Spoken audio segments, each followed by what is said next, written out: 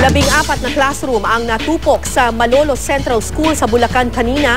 Wala munang klase sa naturang eskwelahan. May news to go si GMA News Stringer Romel Ramos. Romel.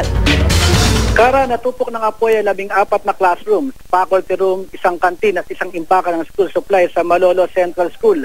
Ayon sa Bureau of Fire Protection, nagsimula ang sunog bandang alas 4:30 ng madaling araw kanina na tumagal na mahigit 2 oras bago na ideklarang fire out. Inakyat sa ikalawang alarma ang sunog. Lumalabas sa inisyal na investigasyon na sa faculty room nagsimula ang apoy na agad na kumalat sa katabing school canteen at mga classrooms. Yari sa light materials at mga may kalumana daw ang nasabing eskwelahan kaya't mabilis na kumalat ang apoy. Tinataya na sa 3.2 milyong piso ang halaga na natupok sa eskwelahan. Isa sa pinag-aaralan na naging sanhi ng sunog ay problema sa kuryente. Wala namang naiulat na namatay o nasaktan sa nasabing insidente. Sa ngayon ay kansilado ang klase sa buong paaralan habang patuloy pa ang investigasyon ng BFP sa nangyaring sunog. Balik sa iyo, Kara. Maraming salamat sa iyo, GMA News Stringer Romel Ramos.